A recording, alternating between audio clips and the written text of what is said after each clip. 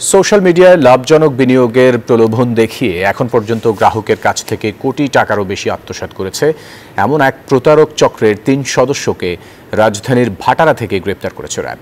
সোমবার RAB media সেন্টারে আয়োজিত সংবাদ সম্মেলনে এসব তথ্য জানান র্যাব 1-এর অধিনায়ক লেফটেন্যান্ট কর্নেল মোহাম্মদ জাহিদুল করিম।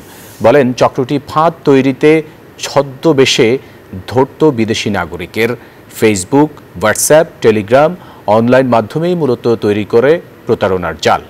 গ্রেপ্তারকৃতদের কাছ থেকে উদ্ধার করা হয় প্রতারণায় ব্যবহৃত মোবাইল, ল্যাপটপ সহ নগদ অর্থ।